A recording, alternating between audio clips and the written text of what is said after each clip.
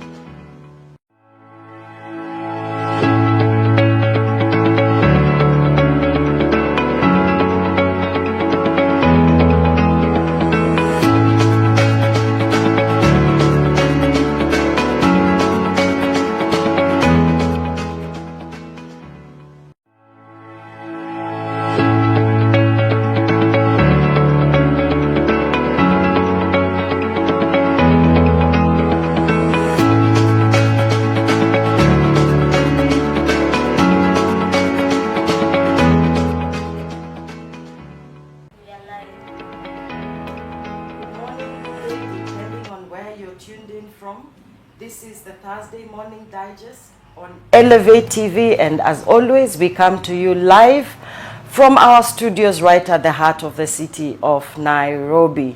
So I want to ask you this morning, please, we are live on Facebook, we are live on YouTube, and of course we are on free to air. So please share the links on your social media platforms so that as many people as possible can join us in this amazing discussion this morning. I am your host, Laureen Magotsi, and I have amazing guests today to help us to discuss this very topic that we have today on how childhood trauma affects our relationships and affects even us, for those that are married. So please, again, share the links. We are here to give you information, to share with you, and to help you live a better life. So don't let a sister miss out on this show. Why is it important for us to discuss about childhood trauma? It is because we find that many people do not heal from these challenges and therefore carry this on in their lives, and it ends up affecting their relationships. I am not the expert, but the expert is here who will be able to tell us exactly how that happens. So please stay with us as we begin our discussion this morning. So I want to begin asking our guests to introduce themselves. Maybe we'll start with you right here next to me. Introduce yourself, tell our viewers who you are, where you are, and what you do. Thank you so much. My name is Trizzah Chiira. I'm born again, Jesus is Lord. I'm married to Mr. Moffat Chiira, and I work for the Nairobi City County. I'm an administrative officer. Yes. Wow, amazing, amazing. Welcome to the show. Thank you very much. All right. Please introduce yourself, Vicky. Good morning, everybody. My name is Vicky Kidemi. I am a marriage and family therapist. I am a born-again therapist. I am a mother of 2 Gen Z. And I'm grateful to be here to discuss this topic and to just shed and weigh in on the effects of childhood trauma in adult and in relationships. All right. Thank you. All right. Fantastic. So maybe we start with you, Vicky. Yes. What is childhood trauma? Childhood trauma is anything. First of all, trauma in itself. I know we use that word very casually sometimes. Yeah. And not to minimize somebody's pain, but in psychology, trauma is an event that incapacitates and distresses the emotional, the physical, the psychological part of a human being. Okay. Because of that experience, that again takes away safety. We also say it's an emotional response to a very distressful event. Okay. Yeah. So when you talk about childhood trauma, there's what we call adverse childhood experiences. Okay. Adverse childhood experiences are 10. Okay. We have physical, sexual, and emotional abuse. Okay. And you cannot imagine how many people have been sexually abused. You know, the other two, we have an idea of that what may look like, but quite a lot of people have been sexually abused in adulthood, in childhood, sorry, and this is under 18. Yeah. The adverse experiences happen under 18. So there are a lot of people that have been sexually abused and they didn't know where to turn to. Yeah. When they went to the parents, I know of one that the parent beat, even when there was evidence that that child had been molested. And so there is physical, emotional, sexual abuse. Those are 3. Yeah. Then we have emotional and physical neglect and abandonment. Then those now happen to a person. Okay. So those are 5 traumas. And then we have those that happen within the household. Okay. Like incarceration, when somebody is jailed. Yeah. Where there is mental illness in the home. Yeah. Where there is a physical and domestic abuse, where there is separation and divorce of the parents, or even by death, and a child is left by themselves under 18. And the other one, talked about incarceration, physical abuse, physical and domestic violence. Yeah. The other one I can't remember. Okay. But there are 10 of them. Okay. And so when a child experiences this under 18, yes, that means the family of origin that should be giving them safety and love, that is removed. Because then this child is then now left to face these things by themselves. Yeah. And the family should be offering safety and love. But when that is removed from a child under 18, then now that becomes childhood trauma. Okay. And then it affects them as they go, especially where there is no intervention. Okay. Yes. Okay, so I hear you to be saying that our families are supposed to be safety nets or safety havens for children until they mature, and then they are able to face certain things for themselves. So where that doesn't happen, then many times people get out of our families with trauma. Yes. So maybe we come to you now, Trizzah. Yes. You've had the definition of trauma. Yes. Where do you see yourself? Okay. Yeah. I think naingililia sehemu nyingi because one thing, yes, kuna hii kifo ya mama yangu nikiwa na 4 years. Venye alienda, me personally nikujua ameenda wapi, but I could ask my 90-year-old grandmother, namuuliza where did mom go? And then those years watoto walikuwa nafichwa, hawakuwa naambiwa the truth. So she could tell me, your mom went to heaven but she will come someday. So I kept on waiting. Then as I grew up, I knew, hey, mom really went and she won't come back. So that is already trauma because I was traumatized. Because when I joined nursery school, I could see other kids, they had parents. Hata kama mtu hana both parents, at least you have one. Because sikuwa nime experience familia ingine in our village yenye mama yao alikufa wakiwa wadogo hivyo. Then come back at home when we were growing up, there is this brother of mine mwenye nampenda sana. Sisemi hivi ili nimwaibishe, but I want to help somebody out there who is mwenye anapitia haya. This brother alikuwa anatumia drugs. Then he could come at night, usiku wa manane, saa 6, saa 7, na tumelala.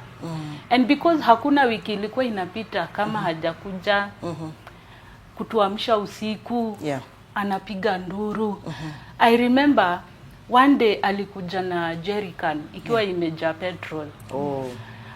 And then he locked the house from outside. Akasema, tonight I'm killing you.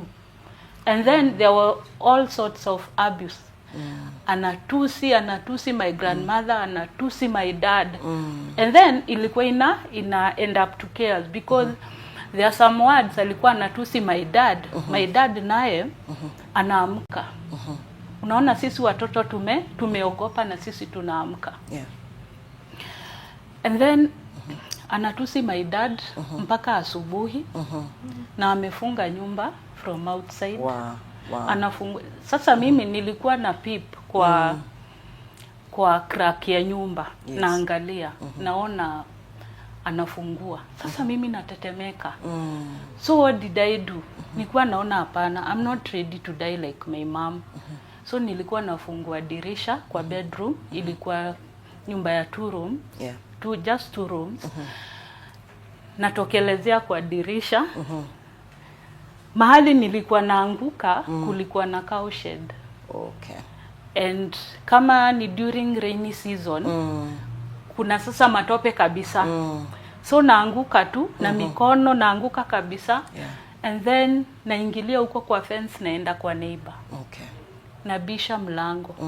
Na kwa sababu the entire village sasa watu wanasikiza chaos zenye zinatoka kwetu. So huyo mama, I thank God for her, but she died some years later. So ananifungulia, ananipea maji, obviously baridi, na nawa mikono, miguu, naenda nalala. So life wasn't that good. And then poverty ilikuwa juu zaidi kwa sababu my dad naye after the death of my mom, I think alipata depression. Cause mimi nimejua my dad all through akiwa drunkard. Yule atalala hata huko nje kwa mtaro. There's something, sorry, before you continue. I think there is something I'm hearing, which maybe you talk into, which is, okay, there's there's fear. Yes. We read fear. We read loss of a mother who is a major caregiver in the home. But there's something that I'm also picking, which is, she's not saying it, but I'm picking the shame. Yes. Which you talked about environment. Yes. Because you find yourself in an environment where the neighbors know what is going on in that home. Yeah. So before she continues, how do these things affect us? Yeah. Yeah. Yeah, and I've just remembered the 10th ace that I forgot, and that's drug and substance abuse in the home. Yes. Yeah. Okay. And so that also adds up to the aces. And we say that we are a sum total of the environment that we grew up in. Okay. And sometimes we lack awareness of the effects of that environment.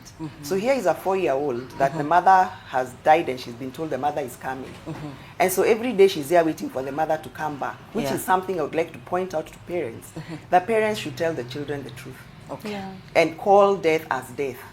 Because I remember one time there was a case where a child had died. I was a teacher before being a therapist. Okay. And so we lost one of our students, and there was that phrase, you know, Christians like saying, oh, she has gone to heaven.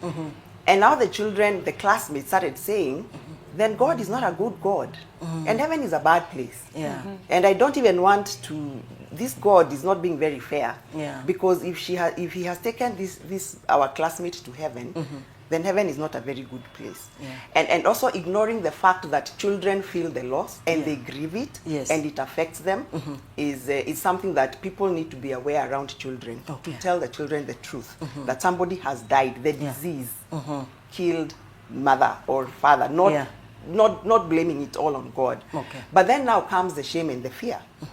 And what happens is that when the safety is removed from the child's environment, then the child now lives in survival mode. Survival mode means that I'm always on alert. I don't know what is going to happen next. You see, and then that causes a lot of stress hormones to be released in the body to fight this threat that is coming. Okay. And so you find she will not be at peace because she doesn't know, first of all, the loss of the mother, then now the brother, who is also affected. Yeah. And here also let me say that the position of birth also will determine how much trauma you get depending on when it happened and how it happened. Okay. So the firstborn brother must have faced many other things before you came along. Right. And his drinking and his terrorizing you guys was a plea for help, that I am suffering. Okay. I am suffering and I'm trying to get rid of this pain, and I'm trying to do the best way that I know. Yes. One, by drinking. And so any person who is drinking and is addicted to drinking and substance and other addictions, that is also an impact of the trauma that that the children face in early childhood. And so the shame comes in, and shame really hides. And it's one of the most negative emotions that we go through. Shame will hide through anger, it will hide through anxiety, it will hide under everything else, and we don't know what it is. But what we know is that we are not able to show up to the world as we could and as we should. Yes. Because there's always this thing that limits you and tells you, no, you can't. Everybody knows your secrets. Everybody knows that you have to jump out of the window, you know, to try and escape this brother. And then she doesn't have anyone to talk to. And so shame is really crippling, as the fear is really crippling. And then you find now from the fear, we start getting stomach aches, backaches, neck aches, headaches, nausea, because of that, all living on survival mode, and the fear and the shame that comes with the trauma, and with everybody knowing your business, and then nobody's addressing it, and nobody's validating her to tell her, you know, as a child, that what you're going through is not okay. Okay. All right. So maybe then we can look at, and I'm coming back to you just now. Yes. So how do we tell, or what are some of the symptoms of somebody who has dealt with childhood trauma? As an adult? Yes. Some of them are not very good in relationships. Okay. They can be very toxic. Okay. And that toxicity is coming from now what you have had. Yes. If there's no intervention of whatsoever kind, Yes. and this person is just growing up like that, they are very fearful. Okay. There's fear of abandonment. Because you don't know, I am relating with you, but I don't know when you will go and leave me. Just like that other person left me. Yes. And then there's a shame that makes them very defensive. They are either on the extreme of defensing, Yes. I mean being very defensive, Yes. or they are the other extreme end of being very timid and cowering from whatever else is going on, even at work, in relationships, in the family. And then there's mental illness that comes from that. There's depression, and personality disorders, mood disorders that come from that childhood experiences. There is addiction, drugs, substance, relationships, porn, sex, work, just to try and soothe themselves from the pain that they feel because of what happened to them. And then there's some tend to be very aggressive and abusive towards the vulnerable. This could be, if it's a man, that will be a woman and a child. If it's a woman, she will also be abusive towards the husband and the children. Because wounded people will always wound other people. And abused people will abuse other people. And so in the workspace, they might be very lethargic. It gets very tiring because this burden, it's an emotional wound that is really big. And so this person in the workspace, they might be very, not show up for work, or they're at work but they're really not there. Cognitively, it will bring mind fog. You find somebody, their production is not at its best. And trauma has a way of affecting all areas. Physically, they'll be tired. You'll hear somebody saying, I rest, but I never really rest. They are very tired. When you talk about physically, again, they'll get sick. Autoimmune diseases, some of them will come out of the stress that comes from the early childhood experiences. You find that somebody has, we talked about headaches, and the migraines, and the backaches, broken bones, STDs, because they are very impulsive, and they have no control. Then there is emotional dysregulation, where somebody cannot control their emotions. They are angry, and there's no control. Then they hate themselves, they don't have a good relationship with themselves. they are suicidal sometimes, and there are all these effects, and these are just some, not in totality. Okay. These are just some of the effects that show up for a grown-up that has had the adverse childhood experiences, or what we are calling early childhood trauma. Okay. Yeah. So Trizzah, maybe we come to you. Okay. We know that because of your walk with the Lord, many of these things were averted. But is there anything you can identify with that she's talking about that may have affected you at some point in your life as a consequence of the environment that you grew up in? Okay. Yeah. At first, before I reached 18, I could not socialize because after I completed class 8, I was given away, just like Joseph in the Bible. And so I went to work for that lady, and then I could remain in the house. So you were given away to go and work Yes, at somebody's... yes, I worked as a house girl. And then there was no way I could socialize because this lady, when after she came back home from work, Yes. apart from greetings, she could not talk to me. So I was quiet for 3 good years. I was quiet. I didn't socialize. I didn't go out. I didn't do anything. So hapo niliona kuna shida because nikienda mahali and people are socializing, I wanted to stay alone. But one thing I thank God for is that hata kama sikuwa na socialize, I had the Bible. I could read the word of God every day. Wow. I could see that the Lord is saying that you forget your past. So I could try to forget those things sahau, but vile miaka ilienda, nilielewa what God meant, ya kwamba I forget the past. So hiyo kusocialize in my childhood, si kusocialize, because back in primary school there was bullying, a lot of bullying. And you see, when you bully a child, anaogopa, anakaa peke yake. Yes. Okay. Wow. All right. So now I'm just wondering, if she came to you, where do you start as a therapist? Yeah. Yeah. So we start from... Now, let me explain what marriage and family therapists do. Okay. We are systemic. Systemic meaning that we are all about the family, and all the subsystems and systems that are in the family. Okay. So we have the individuals, we have the couple, then we have the children, then we have the family. Okay. So when I see Trizzah, we will go back all the way to her birth. Okay.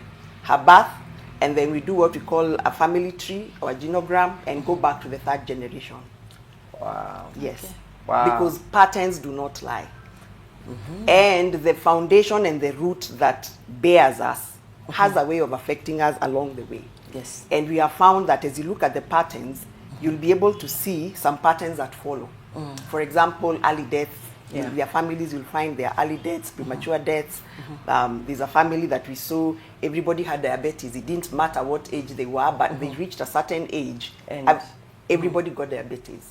Another one, only one, there were about 9, and only one family, the couple was still together. Yeah. All the others, they were separated. Yeah. Others, you find every family is alcoholic, like mine. Most of my uncles and cousins are alcoholic. And so those patterns inform you of what you should be aware of and what you're predisposed to, so that as a Christian one, you're praying against those predispositions. Yes. And then you're also looking and checking your lifestyle and how you're managing your stress. Yes. So that, because stress is there. Yeah. There'll always be stress in this world and in this life. And so you're also checking and how you're managing and dealing with your stress, as opposed to what was done before. Yes. If it's the broken marriages, then you're looking to see how then do I make mine stand, Yeah. even while all the others, the pattern that follows, that the marriages break. Yeah. So for Trizzah, we would go back all the way back there, and we are looking at the history and seeing what has been informing what. But we are also dealing with the current situations that are going on right now. Yeah. What we need to watch out for, what could be showing up in her space, but she doesn't know. Yeah. Is the keeping quiet really keeping quiet? Has she stopped keeping quiet? Does she have a voice? Is she able to voice what she needs in the relationship, for example? Yeah. Or has she just carried that along, and then in the relationship she's there but not really there? She just goes on by what the other people say. Yeah. You know, are there instances where she's not able to regulate her emotions, for example? Is there positions and times where she could be having anxiety? Yeah. Where suddenly she has these stomach cramps and pains and these things that just grips her. Yeah. You know, are there panic attacks? And so we go back all the way to the third generation of her family. We are doing that as we are dealing with what is going on here at the moment. Okay. Yes. All right. So what I hear you to be saying is therefore that when somebody comes to you and they say, my marriage, for example, is not working. That's not the case for you. Yes. Yeah, an example. As an example. Yes. Yes. My marriage is not working and I'm here. So you have to really dig up my we will past. dig. Yeah. We will dig to the past. Because again, as human beings, when we get married, our default settings is the familiar. The familiar is what I saw my parents do or not do. Okay.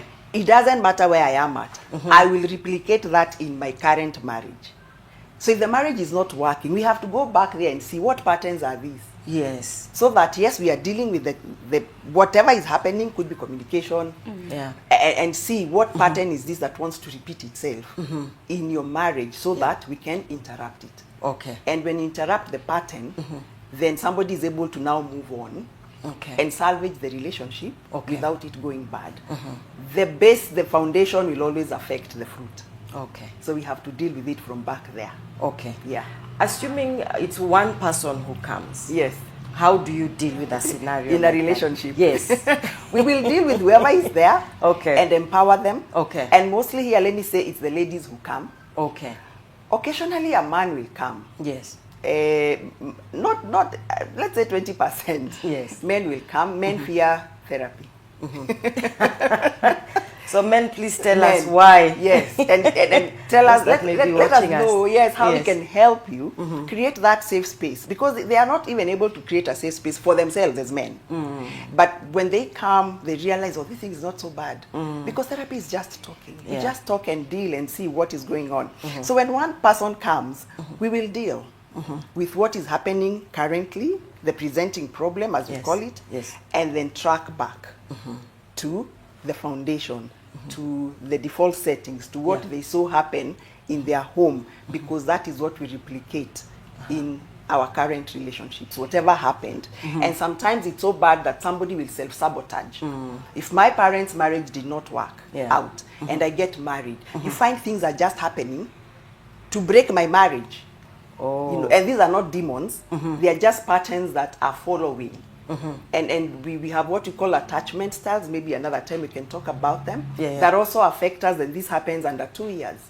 And depending on how the caregiver meets our needs. Yes. If our needs are met, then we have a secure attachment. If our needs are not met, needs here are feeding and changing the diaper of the child and just being there to hold the baby and comfort them when they're in distress. Yes. So when they are comforted, then the child realizes, hey, I can trust myself. This world is a safe place. Yes. It's a good place to be. Yeah. But now when they are ignored and nobody comes, or somebody comes way late after they have cried, they realize, this world is not a very good place.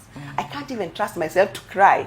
And somebody comes to me. So these people will show up in a relationship anxious. And not sure that they belong to this relationship.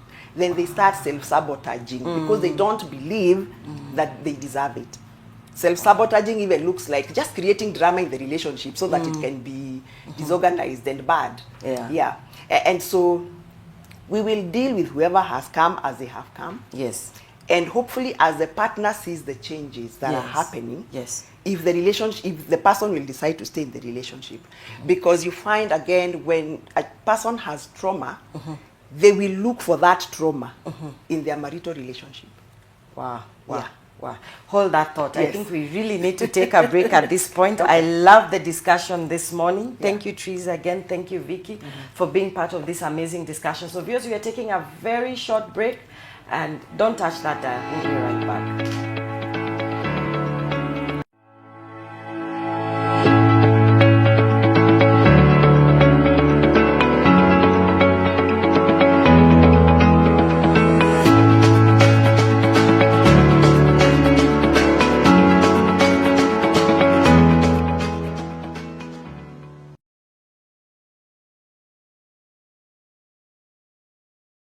Elevate your brand with Elevate TV, a premier media station in the country.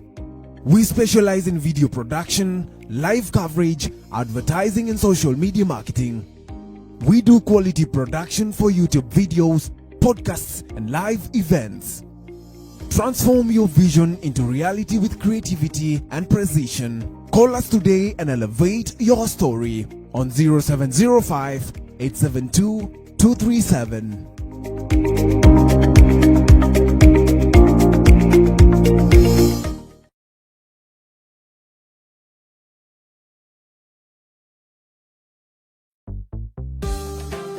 Couples, it's time to reconnect, refresh, and dance in sync. Join us this Valentine's Day, February 14th, 2025, at 7 p.m. for the Dance Couples Banquet with the theme In Sync. An evening of love, elegance, and divine connection. Be inspired by our guest ministers, Apostle David and Pastor Asunta Juma.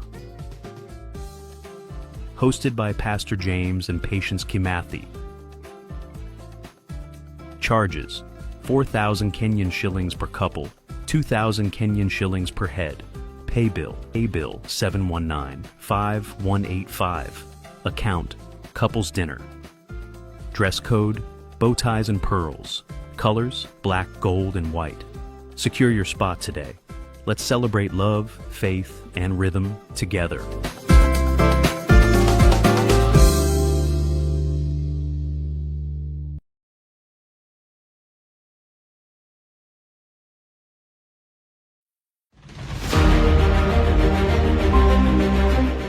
In the middle of the day, when the weight of deadlines, meetings and stress pulls you down, where do you turn for strength? You have gifts of the Spirit that you never thought.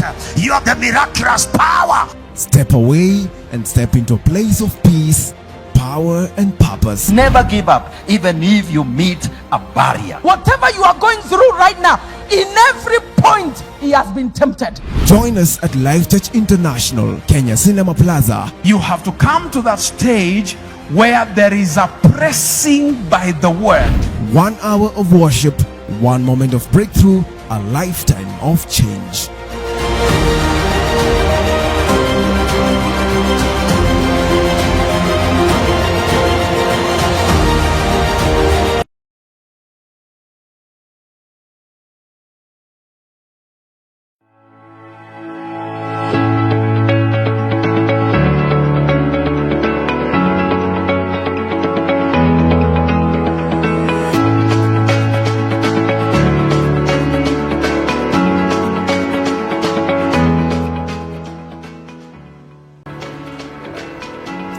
Welcome back, viewers. We are discussing about the effects of childhood trauma in our relationships and in our marriages.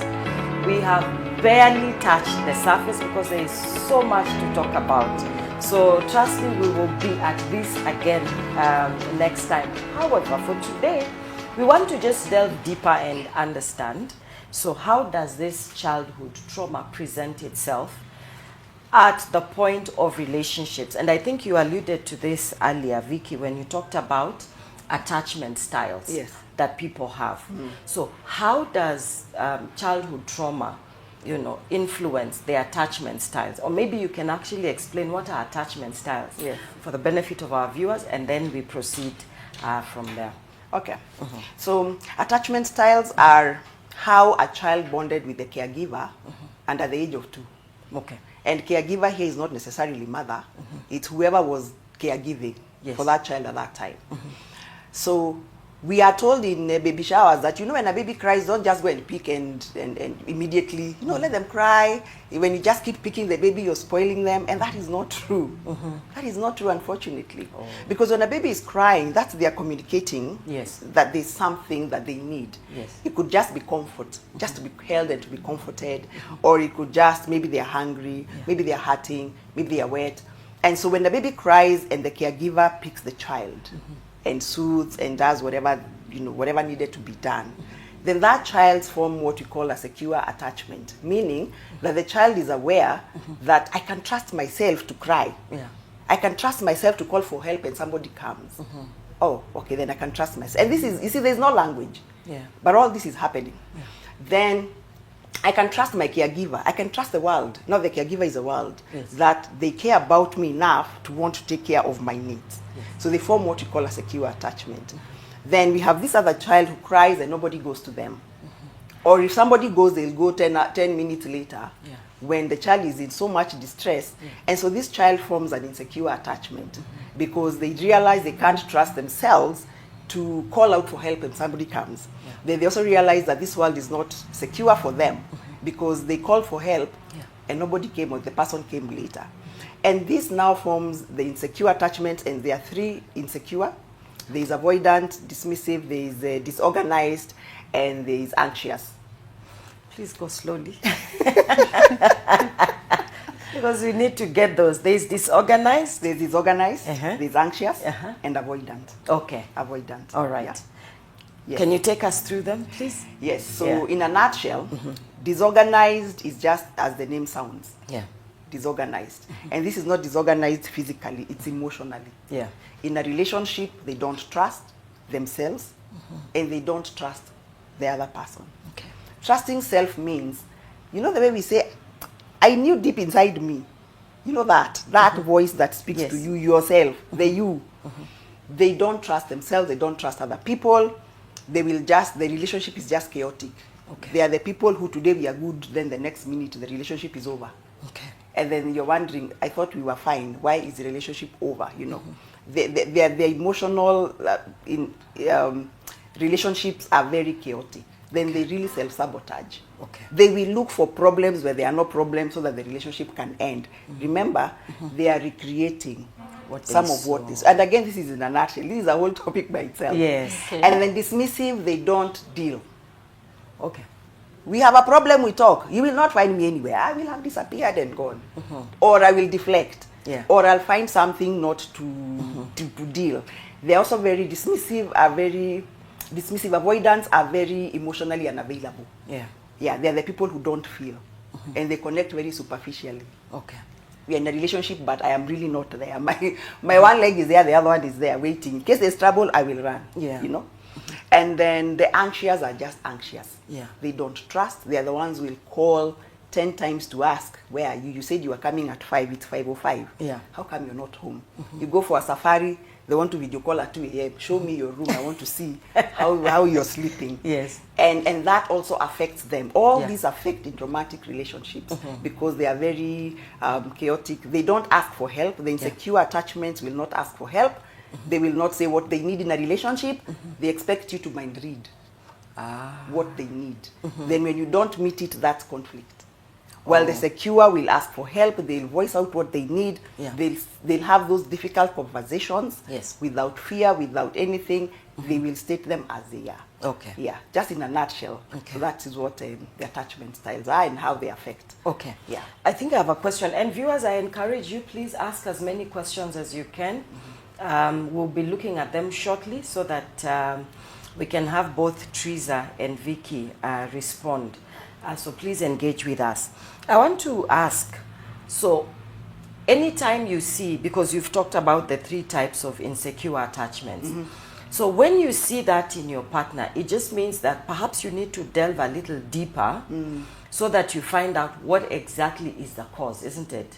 Because I also see that many people are just recipients of traumatic responses. And they are not aware. Very true.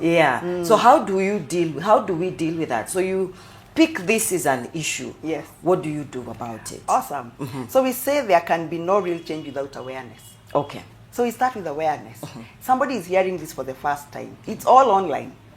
Just go and you'll even do a test. Actually, you can even do an ACEs test, the Advanced Childhood Experiences test. Oh. Assessment, rather. Let me Okay. not call it assessment, sounds like school. Okay. An assessment. Okay. It's all there online. You do it. The Advanced Childhood Experiences are out of 10. So anything 4, 5, 6, 7, 8, 9, 10 out of 10, that one, please, we need to talk. Okay. Anything over 10, we need to talk. I mean, over 4, 5, 6, 7, 8, 9, 10 out of 10. The Advanced Childhood Experiences, Okay. we need to have a conversation. Okay. That one, it may not be very easy to deal by yourselves. Okay. For the attachment styles, they're also online. You can do an assessment, and then you will get to know what your attachment style is. And then from the insecure, the ideal is the secure attachment. So healing, you will know you have healed when you hit what the secure attachment looks like. Okay. So that one, you can read about it in the online. You should just Google attachment styles. They'll all come. So that you can deal. Okay. But sometimes it gets a little bit tough. You might need to seek therapy to be able to help you deal. Because sometimes, like you said, couples just get through all this and they don't know what is hitting them. And don't forget, life is still lifing and other problems are still going on. These are just two we are highlighting, but there are other stresses, you know, that are going on. Yeah. Yeah. Okay. All right. So maybe, Trizzah, now we come back to you. Okay. We are talking about types of attachment and the causes of this attachment. And there's something Vicky said that I thought is important for us to just highlight a bit, is the different types of trauma. Because she talked of 10. And then she also talked about this assessment that if you have over 4, you're getting to 5, please get help so that people can help. So maybe we go back to you again, to your traumatic experiences. I think you had just told us how many? 4. Is it 3 or 4? You had talked about there were 4. So are there any other experiences that then, you know, shaped the person you became before you got the intervention? Okay. What shaped me? No. Any other experiences, traumatic experiences that you want to talk to us about? Yes. As I said before, I was working for this lady for 3 years. My first home, where I worked as a house help, and then this lady went abroad for further studies. She left me with the baby and the husband. And I want to thank God for this husband, who was a doctor at Kenyatta Hospital. He was very considerate. Hakuna kitu alisema ama akaniambia ama akaniuliza yenye ilinikwaza. And then after the lady came back, I was 18 now. So at least I had grew a bit mature. Yes, so I had to make a decision to go back home. When I went back home, poverty was now, it wasn't that good. So my grandmother told me, why have you come here and hakuna hata chakula? Nikamwambia, I don't think I'll ever be a house girl again. I didn't have papers. I just turned 18, and then there was now this second home I came, still in Nairobi. I came to work for this lady. She was a single mother. And then as I continued to work for her, akaleta brothers zake watatu, tuishi na wao. And then wakati niliturn to 19, this brother, na alikuwa married, alikuwa ameoa, ameacha bibi, like tangu wakati walifanya wedding walikuwa wameishi like 6 months. So akaanza kuniambia wakati sistake hayuko hapo, ati I want you to be telling me good night before you go to sleep. So unaona that thing itself, it created a lot of fear in me. Juu kuna venye atanifungia macho hapo sitting room, na ni mtu anajua vizuri shida zenye niko nazo, anajua kwetu because tumetoka we come from the same village. So akaendelea kuniambia hivyo, lazima uniambie good night, umesikia? Now because of fear namwambia but nikajua inside me I will never do it. And then one night ilikuwa around 3 am, alikuja kwa bedroom yenye nilikuwa nimelala and he tried to rape me. Hiyo kitu ilinipea trauma for many years. Even when I was getting married, I had to share with my fiancé. Nikamwambia, there's something I went through. Akaniuliza, tell me. He was the very first person mwenye nilishare na yeye, because kwetu my siblings sio wale utakuwa na shida uende kuwaambia. One thing, these brothers can beat you up. You know, hawana time na wewe. I had nobody to share with. So when this brother, now my husband, proposed to me na tukakubaliana tunaoana, I had to open up. Nikamwambia something terrible happened. So nikamwelezea, akaniambia okay, I thank God hakuweza kukurape. Nikamwambia I was not raped, but inanisumbuanga. Then he played a very great role, and I thank God for my husband. Aliniongelesha. Akaniongelesha, akaniambia usijali. After all, he was not able to rape you. The reason why he was not able to rape me is because the sister was in the other bedroom. So angesikia tu. You know, pasijui mbona aliona atanirepe kwa hiyo nyumba. Niliponea chupu chupu. So hiyo kitu ilinisumbua for many years. But I healed. And one way of healing for a Christian is when you forgive. Because I had to forgive him. My husband told me, just forgive him. After all, ni mtu karibu ni wa familia. Unaona? So akaniambia, this person, because he didn't mess you up. Yes, alikupatia hiyo trauma. Just forgive him. It was not easy. And he talked to me, he prayed for me, and then I had to let go. I had to forgive that person, because hata tukikutana huwa tunaongea, tunasalimiana. So at least I healed. Hiyo ndio kitu yenye in my life. Leave alone ile ya my brother. Ya rape. Hiyo ilinisumbua for many years. But I'm now healed, I thank God. Okay. Yes. Great. There's something I want us to discuss, and I think this is something that is happening in many homes. You actually alluded to it earlier. When you see there's a lot of sexual abuse in our homes. She was a vulnerable 19-year-old girl just going to work to escape poverty.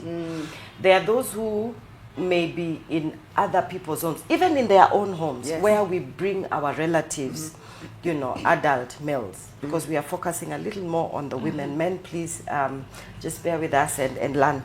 But we bring our relatives, male relatives, and they come. So there's a lot of sexual abuse that's happening in our homes.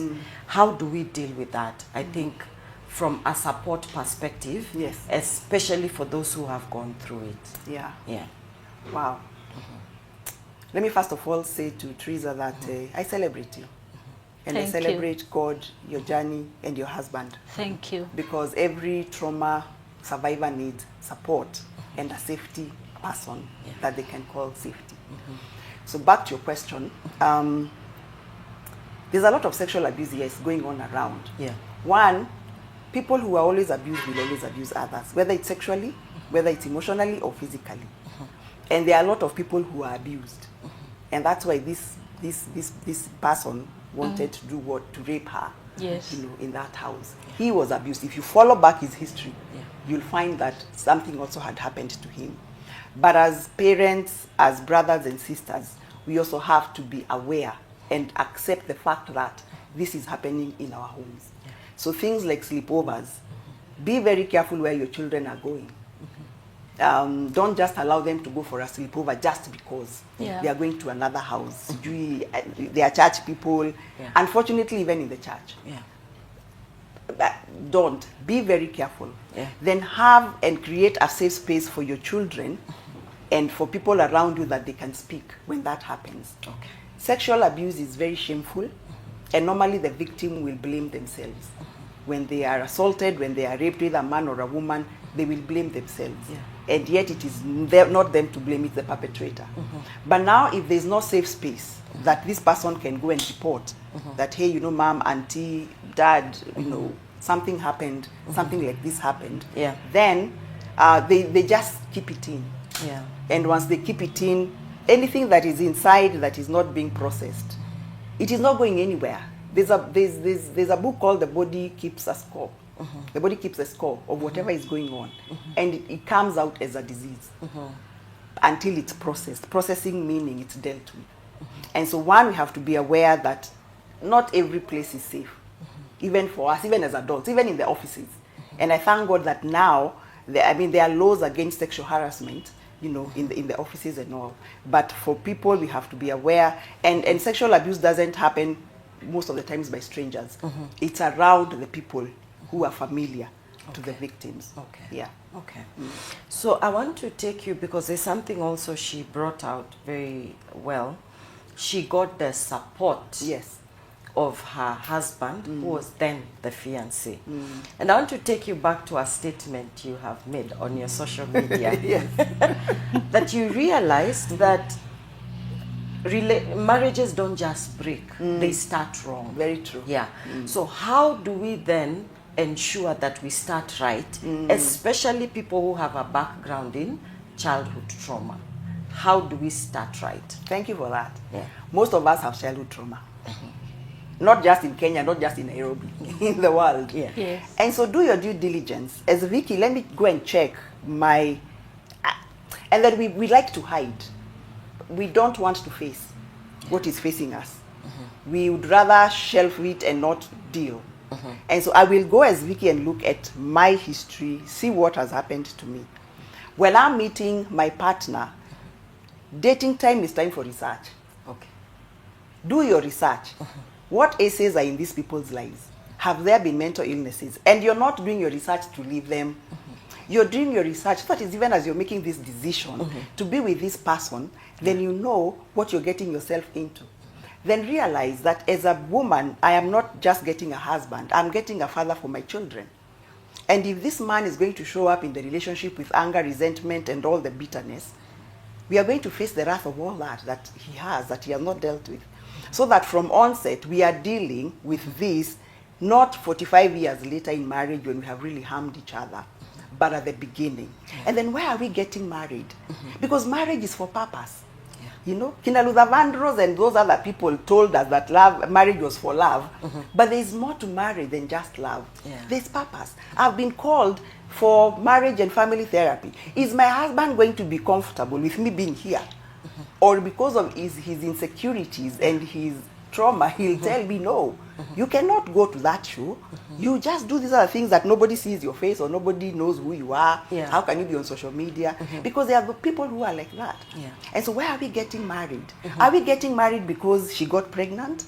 You know? Are we getting married because we can actually see the purpose that God is purposing for this marriage? Yeah. Or are we getting married just because everybody is getting married?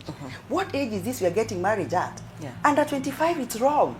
You should not be getting married at that age. Okay. That is the age to do your research about yourself. Yeah.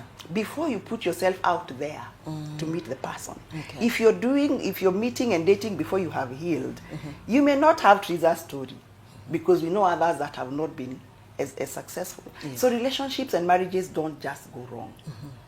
They start wrong because people don't know the purpose of why they are getting together. Getting married because somebody got pregnant, that's not a good enough reason to get married. Of course you'll support and take responsibility of the child, but that's not a good enough reason. Along the way, things will really not go well. Okay. Yeah. Okay. All right. Viewers, interesting. I hope you are following the discussion this morning. I'm just looking at some of your comments. Thank you so much for those that are watching. Thank you, Judy.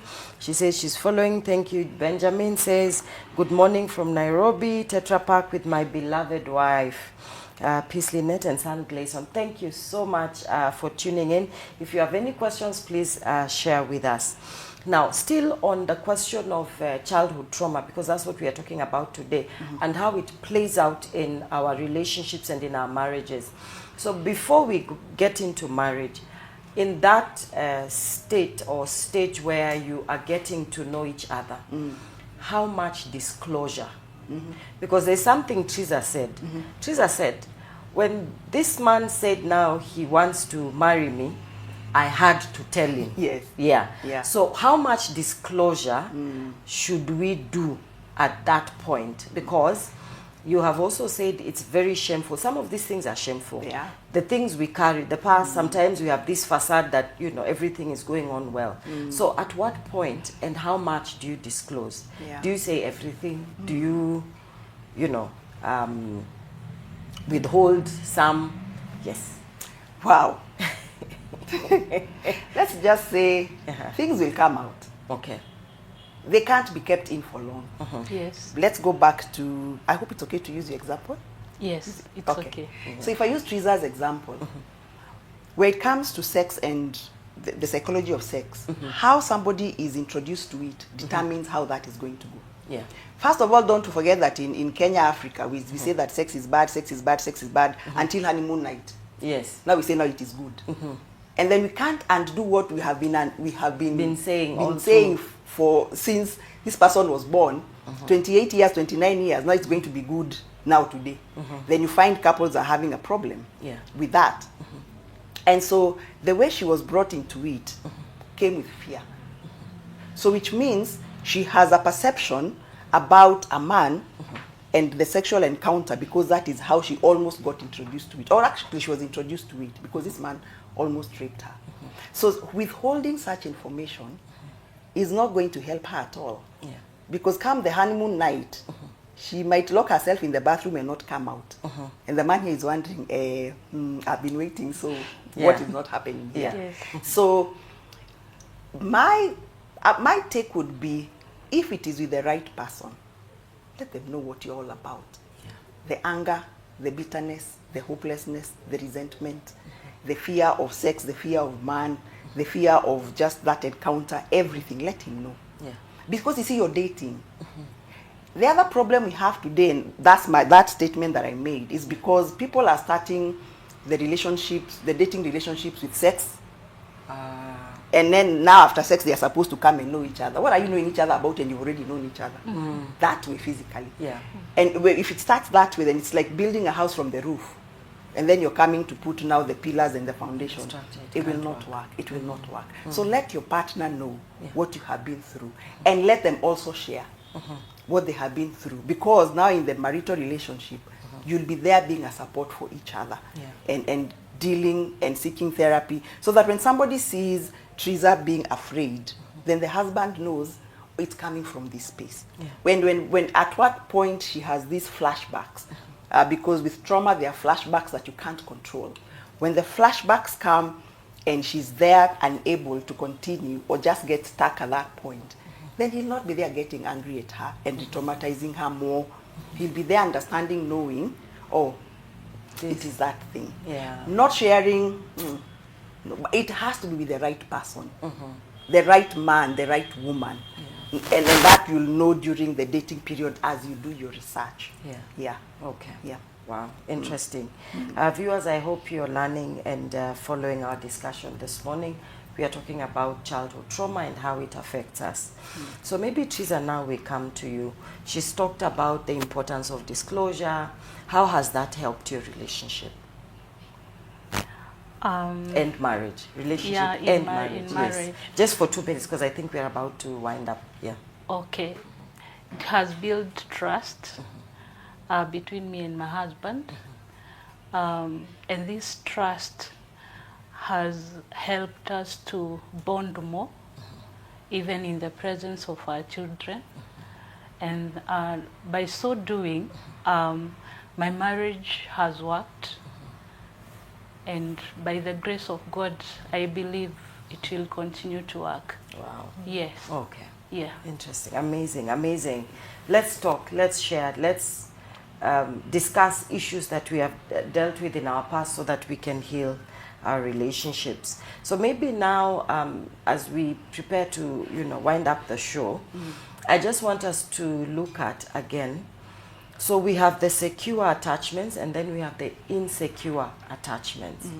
So if you find someone with insecure attachments, any of the three that you mentioned, avoidance, I think I remember avoidance, dismissive, avoidant, anxious, and disorganized. And disorganized. I was about to say dismissive. Okay, so for somebody who is listening, who may feel she's talking about me, what is their hope? Their hope is that you can heal. Okay. There's hope that there's healing. And we said with the insecure attachments, the healing is to be securely attached. Okay. Yeah, that's the healing. And that information, you can get it online. Okay. Yes. All right. But there's hope. For all three, there's hope. And sometimes you can be securely attached, but then an experience comes that throws you into insecure. Yes. Okay. Yeah. And so even for the securely attached, you may be securely attached, but because of something that happened, an experience or a traumatic experience, you find that you're falling into the insecure attachments. Okay. Again, there's also healing. Okay. To heal yourself back. Okay. Yeah. All right. Then now again, we look at, thank you, Judy. Judy is saying thank you for this very insightful talk on childhood trauma. Thank you. So again, when we now look at it holistically. Yes. Because when you began, you said we look at the person, which is the problem presenting itself. Then you look at the spouse. Yes. Then you look at the children. Then now you look at the wider family and the environment. What can we do as a community, as a society, as sisters, to support our fellow sisters who may be dealing with these issues of childhood trauma? Thank you. Yeah. Allow me to bring the men in. Okay. Yes. Yes. Okay. Because the world cannot change without men. Yes. Yeah. All right. We live in a very patriarchal society that is led by men. Yeah. And the men, as they lead, sometimes forget their fellow men and oppress the woman and suppress her. Okay. So there can be no healing without us all healing. Okay. Yeah. If the man heals, the woman heals, both heal, the child heals. Okay. Yeah. All right. So there's hope for healing. One, let's normalize therapy. Okay. Therapy is good. Therapy helps. As a therapist, I still go for therapy as a therapist. Wow. Because of my own issues, I'm not perfect. I have my own distresses. Yes. So I'll go for my own and for the sake of the people that I'm dealing with. In case there's a residue of something that a client said that was left in me, then I'm able to bring it out. So let's normalize therapy. Therapy works and therapy is good. Okay. We live in a very distressed world. Yes. And yes, most of us have gone through this or the other. Yeah. Not forgetting that there are other challenges like bullying. Yes. There is the wars, the terrorism. Yes. We have what is going on in our society right now. So mental health should be normalized. Yes. And just seeking that help and knowing that we are made of 4 components. We have the spiritual, the physical, the psycho, the mental wellness, and then we have the there are 4 that make us social, maybe? Yes, social. Okay. Thank you. And the social. Okay. And all these are all important. Okay. So when we just major on the spiritual and forget the mental and the social and the physical, we'll be failing. Okay. Major on physical alone, then we'll fail the others. Okay. Yeah, so the 4 components should all be input to work together. All right. Yes. So I'm told we've run out of time. So I want to ask you, maybe just tell us where we can find you. Yes. Anyone who says, I need help, where can they find you? This is your camera. Okay. Just tell our viewers. All right. So Vicky Kidemi, or Kedemi on all social media handles. You'll find me there. You'll find my contacts there. All right. Thank you. Super. Thank you so much. Thank you, Trizzah. Thank you for sharing your story. Thank and you. of course, we celebrate your husband for being the champion behind you and just even allowing you to come and share your story here. Please pass our regards. Thank you so much. Again, thank you so much. I'm sure we'll have you again and again. Thank you. To just come and shed light on all these things about family and healing our relationships. Thank you. So viewers, that's all we've had time for today. Thank you for tuning in. We do this again. Next Thursday we'll be here.